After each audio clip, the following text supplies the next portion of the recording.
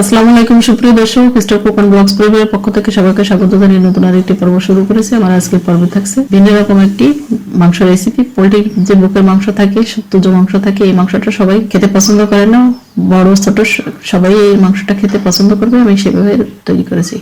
আশা করি রেসিপিটা আপনাদের কাছে ভালো লাগবে। যদি ভালো লাগে তাহলে প্লিজ আমার চ্যানেলটিতে একটা লাইক দিয়ে দেখার কন্টিনিউ করবেন এবং আমার চ্যানেলটি সাবস্ক্রাইব করে আমার পাশে থেকে যাবেন। এর জন্য নিয়েছি বুকের মাংস, এখানে কিছু কিছু হাড় সহ রয়েছে সেটা দেখিয়ে দিলাম, আর 2 পিস ডানার অংশ রয়েছে সেটা দেখিয়ে দিলাম। এবার নিয়ে নিয়েছি স্বাদ অনুযায়ী লবণ, আর দিয়ে দিয়েছি 1/2 চা চামচ গোলমরিচ গুঁড়া, আর দিয়েছি ধনিয়া গুঁড়া, জিরা গুঁড়া, গরম মশলা গুঁড়া আর মরিচ গুঁড়া। প্রত্যেকটা 1/2 চামচ আছে, আর গরম মশলা গুঁড়া 1/4 চা চামচ রয়েছে। আদা বাটা নিয়েছি 1 চা চামচ, আর রসুন বাটা নিয়েছি 1 চা চামচ। নিয়ে এবার হাত দিয়ে ভালো করে ম্যারিনেট করে রেখে দেবো। আধা ঘন্টা রেস্টের পরে এবার দিয়ে দিচ্ছি 1 চা চামচ ময়দা আর 1 চা চামচ কর্নফ্লাওয়ার। এটা উঁচু করে নিয়েছি। নিয়ে এবার হাত দিয়ে একটু ভালো করে মেখে নিয়ে এবার একটা ডিম ফেটিয়ে নিব। এখানে নর্মাল টেম্পারেচারের একটা ডিম ফেটিয়ে নিয়ে এখান থেকে 3 ভাগের 2 ভাগ এখানে অ্যাড করেছি, আর বাকি 1 ভাগ রেখে দিয়েছি। দিয়ে এবার হাত দিয়ে ভালো করে আবারও ম্যারিনেট করে আধা ঘন্টার জন্য রেস্টে রাখবো। এই মাংসটা যখন ধুয়ে নিতে হবে একেবারে শুকনো অবস্থায় নিতে হবে, তা না হলে এটা অতিরিক্ত পানি পানি হয়ে গেলে এটা কোটিংটা সুন্দর হবে না। আমার এই টিপস যেভাবে বলছি সেভাবে ফলো করে তৈরি করবেন, দেখবেন রেসিপিটা অনেক সুন্দর হবে। ম্যারিনেট করা হয়ে গেছে, এবার আধা ঘন্টা রেস্টে রাখবো। আর এর জন্য লাগবে আমার এখানে কর্নফ্লাওয়ার। আমি 1 চা চামচ কর্নফ্লাওয়ার নিয়েছি, আর সামান্য পানি দিয়ে এটাকে গুলিয়ে নিচ্ছি।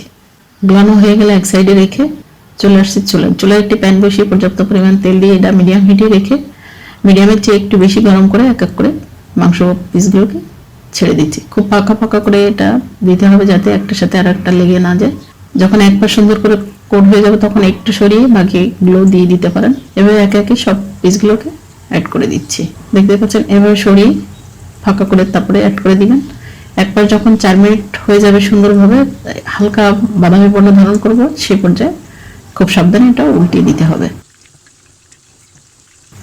আমার এখানে টোটাল ভাজতে সময় লাগবে 9 থেকে 10 মিনিট। ভাজলে এর ভিতরটা সুন্দরভাবে জুসি থাকবে এবং সুন্দরভাবে সেদ্ধ হয়ে যাবে। দেখতে পাচ্ছেন যখন কালারটা এরকম হবে, একটু বাদামি বর্ণ ধারণ করবে, সেই পর্যায়ে এবার উল্টে পাল্টে নিচ্ছি। সব পাশ কোটিং হয়ে গেছে। এবার আমি তেল ঝরিয়ে উঠিয়ে নিচ্ছি। এখানে ভাজার পরে আরেকটু ডিপ হবে।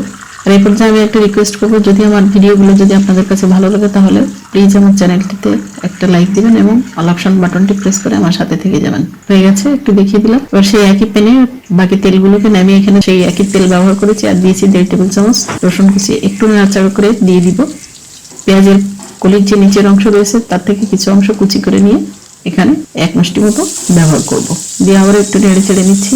দিয়ে দিচ্ছি এখানে একটা গাজরটাকে কিভাবে কেটেছি দেখে বুঝে নিতে হবে।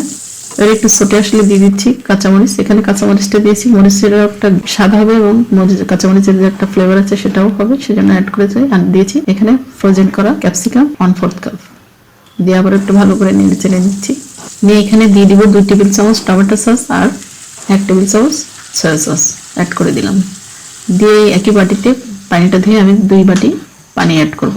গ্রেভিটা যার যার স্বাদ অনুযায়ী দিতে হবে। এবার নেড়ে চেড়ে যখন ফুটে উঠবে তখন যে ভাজা মাংসটা ছিল সেটা অ্যাড করে দিব। বলক উঠে গেছে, এবার ভাজা মাংসটা অ্যাড করে দিচ্ছি। আর এখানে যদি কেউ ঝাল পছন্দ করেন তাহলে শুকনো মরিচের গুঁড়াটা অ্যাড করে দিতে পারেন, কিংবা চিলি ফ্লেক্স অ্যাড করে দিতে পারেন, তাহলে দেখবেন টেস্টটা সুন্দর হবে।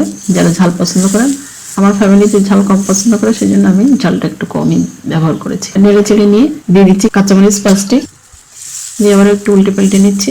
এবার মেশানো হয়ে গেলে দিয়ে দিচ্ছি কর্নফ্লাওয়ার। এখানে কর্নফ্লাওয়ার আবারও একটু ভালো করে গুলিয়ে নিয়েছি। গুলিয়ে নিয়ে আমি প্রথমে অল্প করে অ্যাড করে দিয়েছি।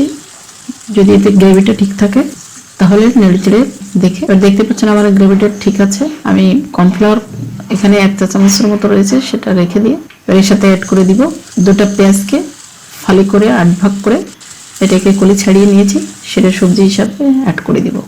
দেখতে পাচ্ছেন এবার পেঁয়াজ কুলিটা অ্যাড করেছি। এই পর্যায়ে পেঁয়াজ কুলিটা দিয়ে একটু নাড়াচাড়া করলে দেখবেন হালকা সিদ্ধ হয়ে যাবে। আর স্বাদটা একটু চেখে দেখেছি, লবণটা কম ছিল, সেটা অ্যাড করে দিয়েছি। আর এর মাঝখানে আমি লবণ অ্যাড করিনি, সেটাও দিয়ে দিলাম। আর দিয়েছি 1/2 চা চামচ গোলমরিচ গুঁড়া। দিয়ে আবার একটু নেড়ে চেড়ে মিশিয়ে পেঁয়াজটা যখন একটু স্বচ্ছ হয়ে যাবে তখন চুলাটা অফ করে দিয়ে আপনাদেরকে পরিবেশন করে দেখাচ্ছি। এবার যদি রান্না করে দেন তাহলে ফ্রাইড রাইস কিংবা পোলাও কিংবা এমনি আপনারা ইফতারিতে এটা খেতে পারবেন। খুবই মজা হয়। এই মাংসটা সাধারণত কেউ খেতে চায় না রান্না করলে, এভাবে একবার হলেও রান্না করে দিয়ে দেখবেন, আর বাড়িতে একবার হলে এই টিপস ফলো করে তৈরি করবেন, দেখবেন সবাই খুব পছন্দ করবে। হয়ে গেছে, আমি পরিবেশন করে দেখাচ্ছি। আশা করি আমার এই রেসিপিটি আপনাদের কাছে ভালো লেগেছে, সহজ লেগেছে। যদি ভালো লাগে তাহলে ফ্রেন্ডস এন্ড ফ্যামিলির সাথে শেয়ার করবেন। ধন্যবাদ সবাইকে। আবারও দেখা হবে নতুন কোনো পর্বে, নতুন কোনো রেসিপিতে। সে পর্যন্ত সবাই ভালো থাকবেন, সুস্থ থাকবেন, আমার জন্য দোয়া করবেন। আল্লাহ হাফিজ, আসসালামু আলাইকুম।